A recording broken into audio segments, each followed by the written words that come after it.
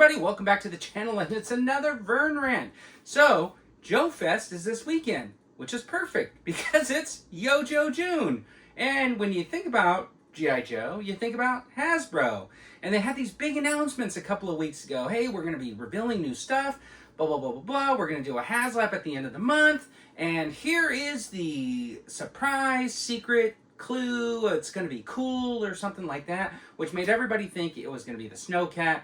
And I don't think they got the reception that they actually wanted. Now, we know last week, I think it was, they canceled their stream at the last minute. And then they released most of the figures that got leaked. But I made one video talking about the one figure that they didn't. And of course, I had to do with the slacks. No, I don't care. You can make your own decision on that. But that's not what we're here to talk about today. What I want to know is so close to Joe Fest, what happened to YOJOE June?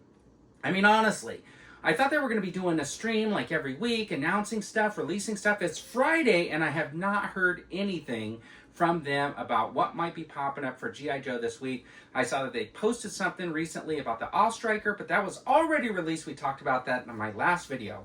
So, for YOJOE June, on June 13th, we had a Star Wars fan stream, and they revealed like a TIE Fighter, which looked pretty cool for the vintage collection. They had that Snow Trooper 4-pack or whatever. They had the Temple Guard and a couple of other Black Series, and in a surprise, exciting kind of announcement, they announced that they were going to do a Duel of Fates figure pack for Comic-Con. Not only did they do 2 new sculpts for Obi-Wan and Anakin, but they built out some of the pieces from when they were floating on the lava for that, and that is going to be a San Diego Comic-Con exclusive.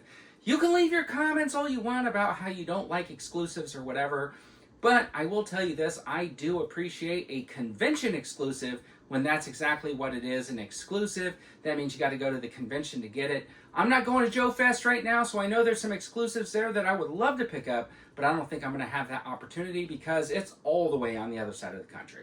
But anyways, then on June 24th, right, coming up, we're going to get the Transformers fan stream as part of YOJOE June. And if you saw their recent post, they had Shield D Prime. It looks pretty cool. Anyways, they also had some other Transformers announced earlier in the month as part of YOJOE June, I guess. I don't know. But then we had Marvel Legends launched all their pre-orders from their live stream, and most recently, Gargantos was out there in the wild for you to pre-order. It turned out it's going to be $70, $69.99. And the thing is, Gargantos, I know what you're thinking, Suma Gorath, but you know what?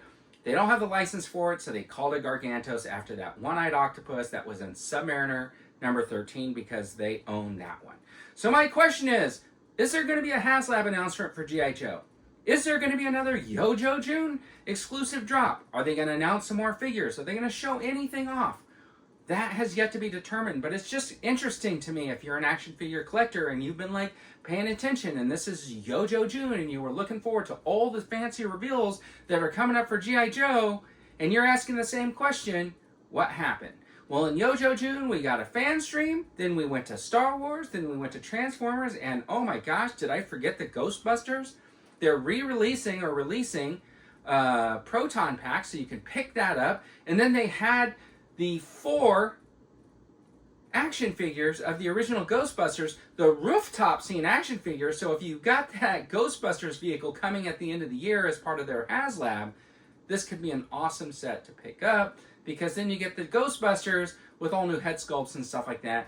And I think that the images, even though I think I only saw renders, I think they're going to look pretty cool.